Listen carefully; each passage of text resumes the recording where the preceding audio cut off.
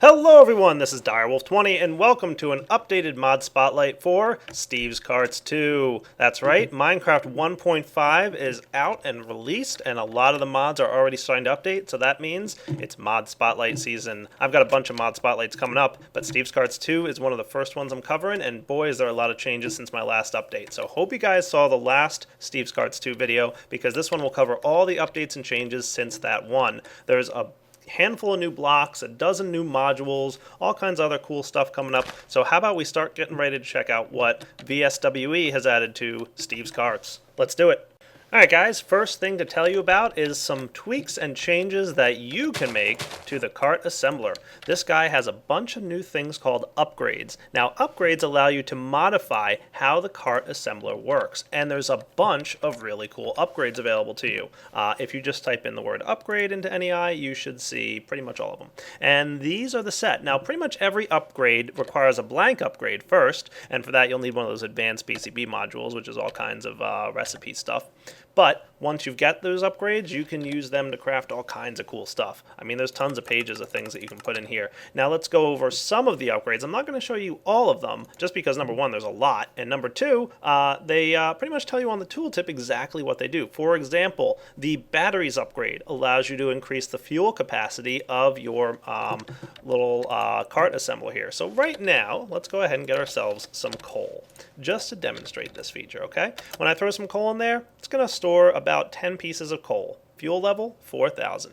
Now, if we attach the upgrade of batteries to this assembler, all you have to do is shift right click onto the side of the block, and it'll go ahead and place the upgrade right on the side there. Now, if we look inside, we'll see that it took another 10 pieces of coal. Now, this cart assembler is capable of storing 8,000 fuel.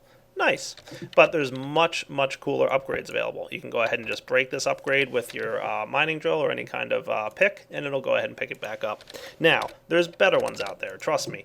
There's something like this, the power crystal upgrade, which allows you to have plus 8,000 fuel capacity. Not bad. There's the module knowledge. This guy reduces the module assembling time of the block, and also reduces the assembling efficiency a little bit. These two effects are a little bit different. What they mean is the module assembling time is just a flat number of seconds per module that it takes to assemble something. So one of the modules inside the assembly table, maybe the drill or something like that, might take, let's say, 50 seconds to assemble, right? So if you had minus 15 seconds, that guy would then all of a sudden take 35 instead of 50. That's what that means. But the assembling efficiency is kind of a percentage based, meaning how much work the thing can do. This is an introduction into some of the pros and cons of some of the upgrades. Some of them boost certain aspects and lower others. For example, we've got this guy right here. The experienced assembler increases the assembling efficiency by 10%, basically making the carts assemble faster. However, it significantly increases the fuel cost. In other words, it costs more fuel. Not bad though.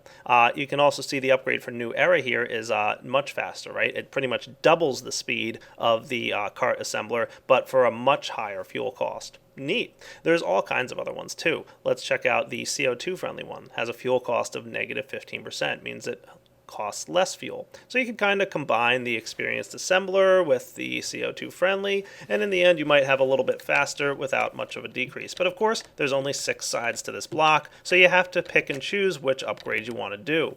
Now those are like kind of the speed and the efficiency ones in terms of fuel, but then there's some that add features to the block. Let's check these guys out because they're the really neat ones.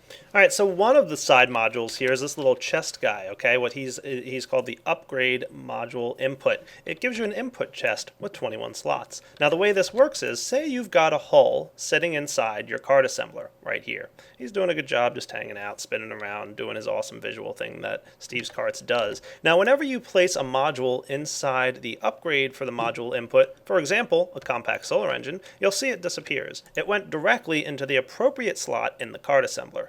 Awesome. So now the solar engine is hanging out right there in the engine slot, and you can see that the cart is ready to be assembled. So basically what this does is it gives you an input module so that you can put items in here, and they'll automatically be placed inside the cart assembler in the appropriate spot. So you can put add-ons in there, storage or attachments. That's assuming it fits. Now, of course, if there's not enough complexity cap or the total cost exceeds the hull capacity, then you're not going to be able to fit the item in there, and it'll just stay in the input. And you might be wondering, wondering, Direwolf, why would we want to do that? Well, there's a good reason, because there's another upgrade called the production line. This enables the use of blueprint carts. So we can just go ahead and place that guy right there, and what you can do is if you have a cart that's already made, you can place it in here, and this guy will automatically fill in. Let's check it out. Alright, so I've got a little test set up here ready to show you guys how this works. So first off, I'm going to place a hull in the cart. Okay. Now, any module that I place on the left side, for example, the drill or the solar engine, should make its way into the cart module like I said, right? But it's not. Why not? Well, let's take this blueprint thing off. Oh, now they went in there. The reason for that is the blueprint defines what items are allowed to automatically go in there using the module input. Okay, so what I've done is, let's go ahead and take these guys out.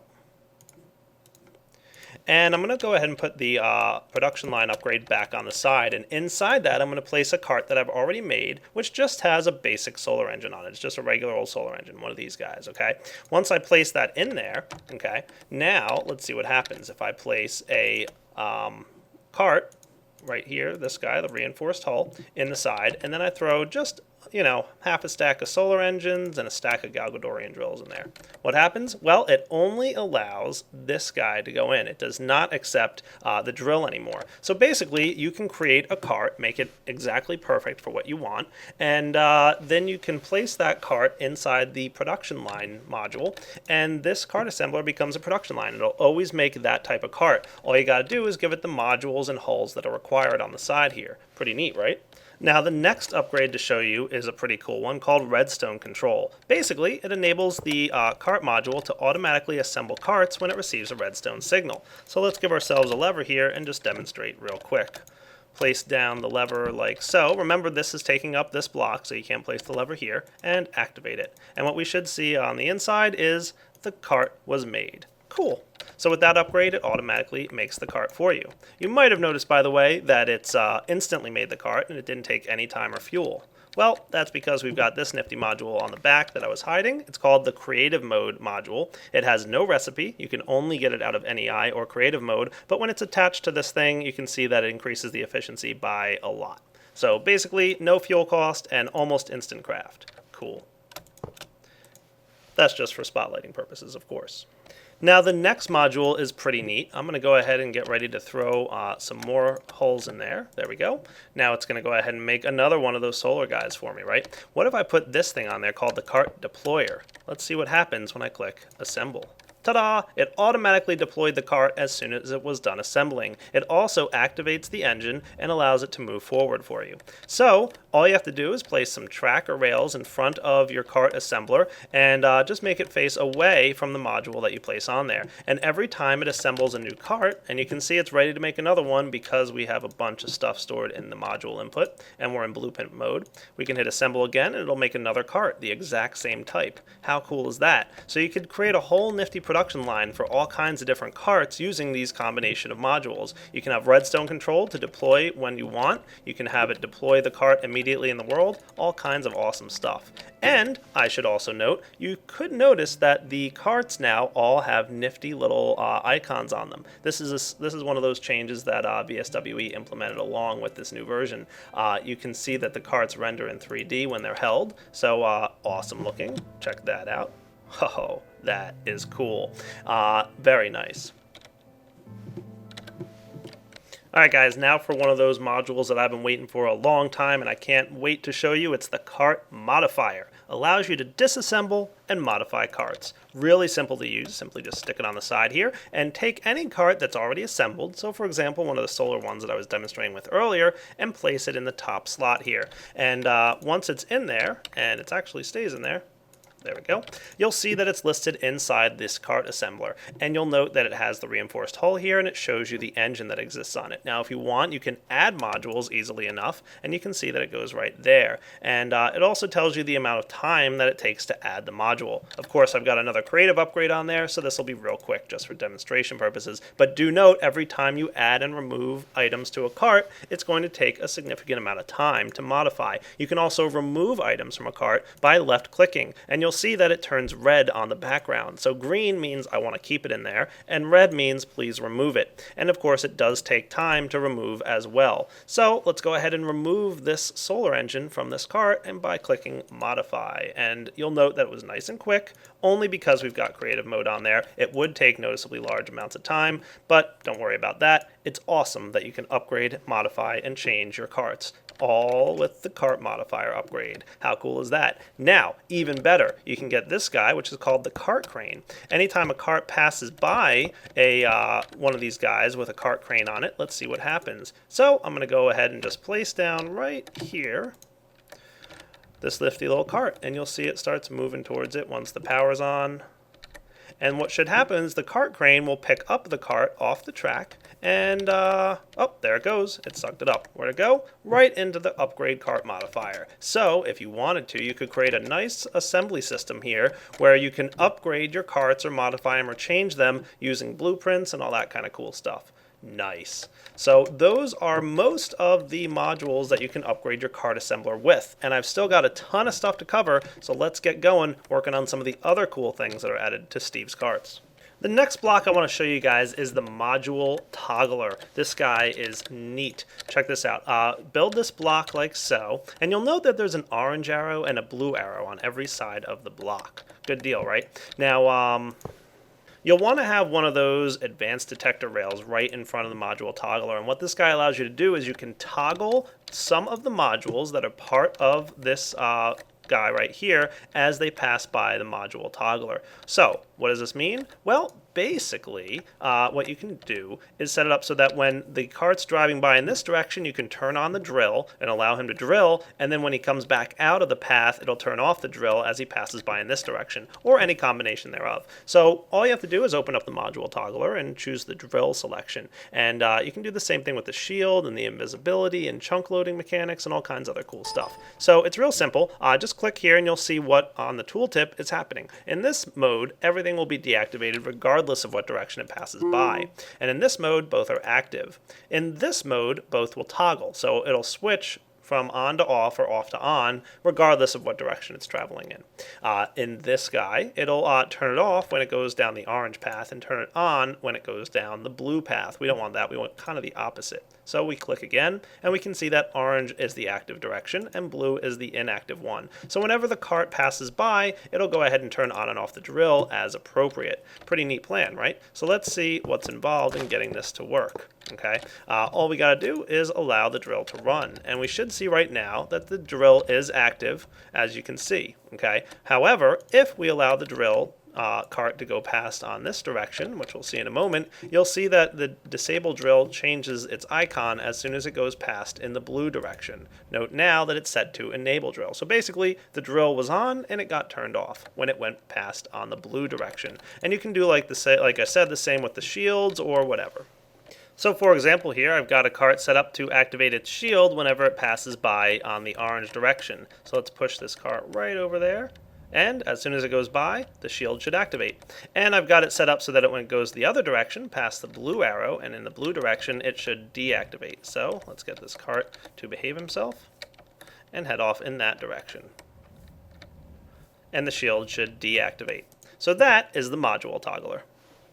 The next block I want to show you guys is really cool. It's called the Detector Manager. And this is a complicated block that allows you to detect exactly a ton of different scenarios that could be possible inside all of your different carts. There's two tabs here really that you have to worry about. Modules, zoink, all kinds of cool stuff in here, and module states. Holy cow, lots of stuff. So let's talk about how this Detector Manager works. Basically, at the top here, you've got your output, and you can output redstone signal based on certain situations. For example, suppose we wanted to check if there was a coal engine as one of the modules inside of the cart that passes over this track right here. We would emit a redstone signal if there is a coal engine in it. So let's get a couple carts. We've got one that has a coal engine, and we've got another one over here that just has a solar engine. Let's see what happens when they pass over it, okay? So I'm just going to place that cart there now, and I'll just push it just to make it go a little bit faster. Note that with the solar engine, it did not emit a redstone signal, okay? And it's going to head off in that left direction there.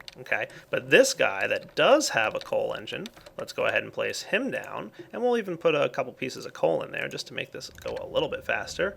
Boom, it emits a redstone signal and it went off in that direction. How cool is that? So that's the basic gist, okay? If you have a coal engine, emit a redstone signal. If you don't. Not bad, right? Now, if you want to detect more things about these engines, we could do that just fine. So there we go. We got it off in that direction. Cool. All right, so now let's take a look at some of the other stuff we could do. So maybe we wanted to see, and you can shift-click to move this out of the way, by the way.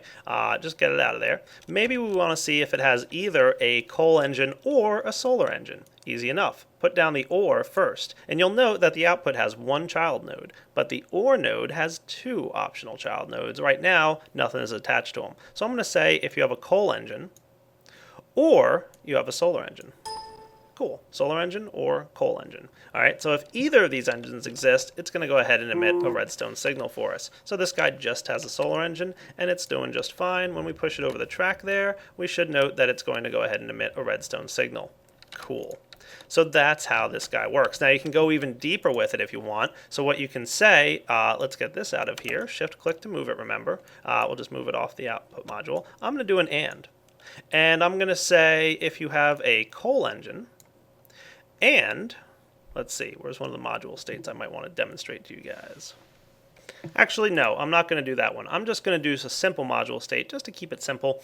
You can detect if it has a railer module. So we've got this guy right here, and I did create a cart with the railer module on it. However, we can also detect the state, whether or not it has rail supplies. So right now we're just going to say, hey, emit a redstone signal if you've got rail supplies. Sound simple? Let's test it out. So I'm just going to push this guy over the cart. Notice that there's nothing in the railer, therefore no redstone signal. However, if I push this guy over the cart and he does have rail supplies in his railer, like so, and I push it over there, boom. It does emit a redstone signal, and he continues along that path, and he starts building rails. Cool. So there's a bunch of cool stuff you can do to detect here. There's a lot of module states, as a matter of fact. You can check sapling and seeds and water supplies. You can check the storage, whether it's completely empty or full, if the drill is active, if the chunk loader is active, if there's a skeleton in the cart, or a zombie pigman, or if there's a child or adult passenger, has tamed passenger, has fertilizing supplies. Just all kinds of cool stuff you can detect in module states as well as modules. And you can route your carts in different ways depending on the different states of the cart. So you can say, hey, anything with a drill goes down this path, anything that has railer go down here. If there's, a skeleton in the cart, send them over to the skeleton farm. Tons of options that you could do with this. And you can also, of course, use the redstone signal to activate almost anything. So you guys are familiar with the cargo manager, right? This nifty little block right here that allows you to manage the cargo of your carts. Well, one of the new module types, really cool, excited about this, is called the tank. And you can store all kinds of liquids inside your tanks. And of course, if you want to start storing liquids, you should have some kind of liquid manager. Boy, is that a complicated interface. Don't worry, it's pretty similar to the cargo manager, and it allows you to manage all kinds of different liquids using the liquid cart. Let's check them out. Alright guys, so if you're familiar with the Cargo Manager, you shouldn't have too much of a problem figuring out how to use the Liquid Manager. The button in the middle allows all tanks to be shared by all sides. Not a big deal, but you could also separate it out so that each tank has its own side, or each tank has its own color. And you can modify the colors as you want, so you can switch this guy to be green, or yellow, or red, or blue, whatever you want by clicking on the Change Side button. And of course you can change the turn back settings so that after liquid goes into a cart, it'll go ahead and either turn the cart around and send it back the way it came, or allow it to continue on straight forward. You can pump liquids into this using another block that I'll show you guys in a bit, but for now you can go ahead and just throw some cans on the side here, and you'll see that they'll quickly fill up all that stuff. Pretty nice. You can also throw some empty cans in there to drain it out. There we go. Nice. I like that a lot. So that is basically the liquid manager, and you can allocate different sides to different colors. So you can say that, if a cart comes by on the blue side, go ahead and hook it up with some honey. Nice. And if the cart comes by on the red side, go ahead and hook it up with some biomass. Cool. Not bad at all. Let's go ahead and demonstrate this now. Alright, so I think I've got this guy set up pretty well. I've got it set up here so that the blue side, let's go ahead and change this color to blue. And right now it's set to transfer to the cart. We're going to transfer it, to the cart. That sounds good. So that when this cart arrives here, it should pick up this liquid. Let's try it out. I'm going to give it just a little bit more track to work with, and here goes nothing. I'm just going to push it, make it easier. There we go. Look at that. Filling up the biomass. Cool. You can see I put two modules on here, the side and the top one. You can see there's a good amount of storage, actually, for this tank. There's an advanced tank here. And, of course, you can put stuff in the slots here in the way of cans and whatnot, and you can transfer to and from the cart just fine. So there we go. We see it filling up. And right now it's finishing up, and I think it's good to go. And now it's able to continue along because it's finished. Of course, if it had fuel in there, it would have continued along automatically. Pretty cool, right? So that's basically the liquid manager. It works just like the cargo manager, but for liquids. And you can do some really advanced stuff with different types of liquids. Awesome. Alright guys, now there's a bunch of new modules that can go into your carts. Let's check out some of them now. One of my personal favorites, the chunk loader module. Guess what that does? Ha! Pretty easy to access, I guess. It's a chunk loader. Yeah, pretty awesome. Simply assemble the cart, and you can place the cart in the world. And I'm just going to disable the solar engine right now while it extends and gets ready to do its thing. But the chunk loader, you have to keep in mind, does require a bit of power. So right now it's disabled by default. I'm going to go ahead and activate it. But note that it won't activate until you actually have an engine running. Once I enable this engine, you can see that it activates the chunk loader. If it does happen to run out of fuel, by the way, it will go ahead and deactivate the chunk loading aspect of it. So you can see it just got deactivated when it ran out of power. So note that the chunk loader requires a little bit of power from your coal engines or solar engines, but it shouldn't be too big of a problem for you to maintain. Now you guys should remember the shooter upgrade that you can place in here. Now that does unfortunately clash with solar engines, so we're going to have to put a coal engine in that one. But this guy can shoot arrows. Remember that guy? Well, we've also got upgrades available now. We can put this one on here and maybe even put that one on there. Let's assemble it and see what these guys make for us. These guys allow you to do some cool stuff. We've got an upgrade that allows you to shoot eggs and potions. So you can go ahead and place some eggs or potions in your shooter here. Let's see what happens. So I've given myself a splash potion of swiftness and go ahead and throw that in there, and boom, you can see it was just shot out forward. Cool. That shooter module, you can choose, of course, what side to go on, just like you did with the arrows, and you can put both eggs and potions in there, depending on which of the projectile upgrades you chose, be it potion or egg. Next cart to show you guys is this nifty gadget right here. We've got the fireworks cart. Yep, you can put a fireworks module on there and it'll launch out fireworks into the sky for you anytime it travels over this track right here. That is called an activator rail, and it's crafted with just a redstone torch. Now you can apply a redstone signal to it to cause it to activate or not. So the fireworks rail on the cart, so cool. Now, if you guys saw my video where I showed you guys where we played Thunder Pig, you might have seen VSWE in there. And in memory of that, he added the mechanical pig hull. Oh, cool stuff, right? So you can see here the tooltip says it's in memory of that, and thanks to everyone who donated during the 2013 Minecraft Marathon for Child's Play. This cart is in commemoration of that. The pig hull is awesome. You can see it has decent complexity to it, so you can build some pretty neat carts with it, and it's just an awesome looking pig hull. Ha! How cool is that? I love it. BSWE, you crack me up, man. Go, pig, go. There he goes. Now, I already showed you guys how the tanks can store liquids, so I'm not going to go over that again, but I will mention that there are several kinds. You can get internal tanks and side tanks, top tanks, advanced tanks, front tanks, and even a creative tank, which is pretty nice. It can store an average-sized ocean. Nice. The different tanks here are available for you guys to use. They're very much like the chests, so just think about how the chest modules work, and you'll pretty much understand how the tank modules work, depending on size and sides and all that stuff. But the next module I want to show you is called the incinerator. This guy is really pretty cool. You'll note that it also tells you that it requires one incinerator to work, and it requires one tank and one drill for the incinerator to work. So you need at least those two items. And I've also thrown on a couple other add-ons here just to demonstrate the awesomeness of this add-on. It's so cool. Let's go ahead and put it over here and get ready for it to go off in the direction we want it to. I'm just going to disable the solar engine for a moment. Now you're going to need to throw some lava into the side tanks because it does use lava on the incinerator. And what you can do here, I'm going to give it some rails rails, and I'm going to set its height to go digging down into the earth for a bit. And I'm going to tell it that any cobblestone it finds, go ahead and incinerate. That's what the incinerator module does. You can specify certain blocks to destroy, and it'll use a little bit of lava to do that, but it won't store them in the internal chest. So for example, we could put dirt and cobblestone and everything in here, and then it would destroy that stuff instantly and only keep like iron and gold and the important stuff that you'd want to keep in the chest. This prevents this cart from quickly filling up with junk material that you don't want. So let's go ahead and activate it, and you can see it's drilling here. Now it's storing all the dirt in its internal chest, which is good, but once it gets down to a level that has some stone, we should start to see this thing working a little differently. Oh look, it's not storing any of the cobblestone. What's happening? Well, a small amount of lava is being used to destroy all the cobblestone it mines. So with this, you can make your mining machines much more efficient in terms of the items they get and how often they have to return back to their main base to operate again. That is really pretty, that's an awesome idea. I haven't seen any kind of automated machine yet that will destroy stuff you don't really want. There's definitely some that you can build, but that's a nice idea, BSWE. I like that a lot.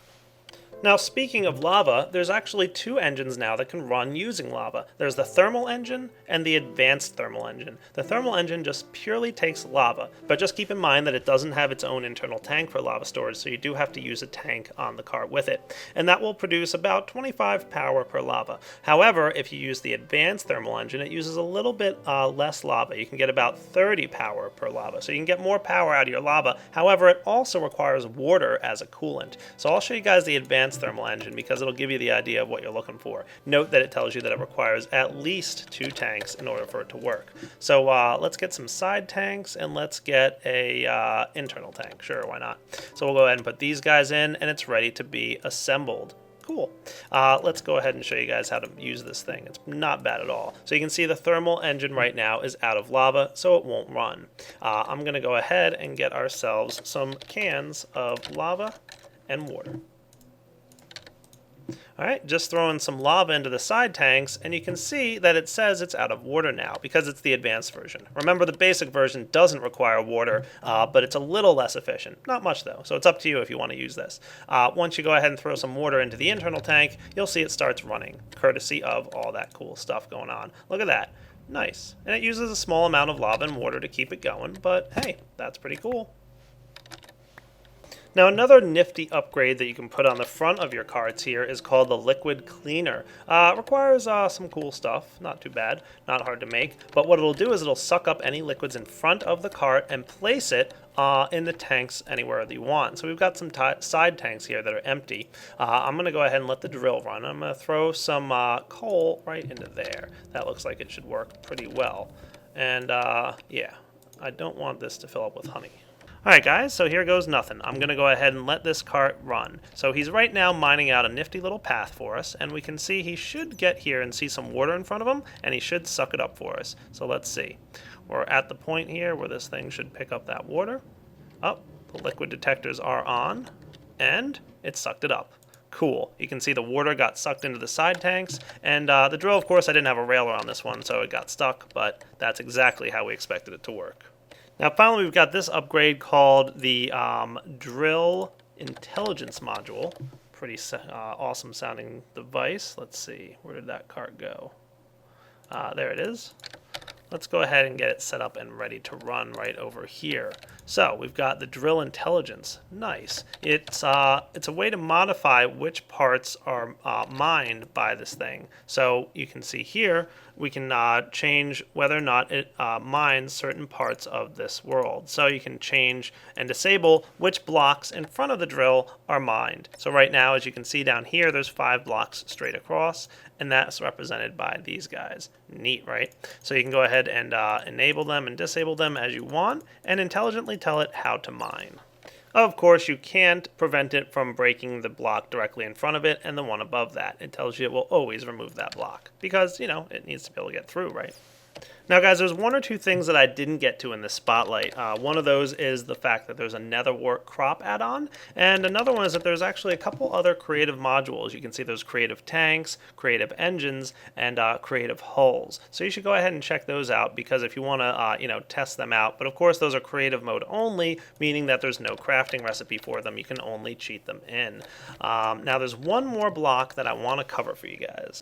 All right, guys, the last module or block that I wanted to show you here is the external distributor. Now, unfortunately, this is going to be a little tricky for me to explain because this is designed to work with pipes or tubes or any kind of item transport system. And as of the time of this recording, there's not a stable version of Buildcraft available for Minecraft 1.5. So I'm just going to have to explain this, and you guys are going to have to use your imagination on how it works. But don't worry, it's really quite simple.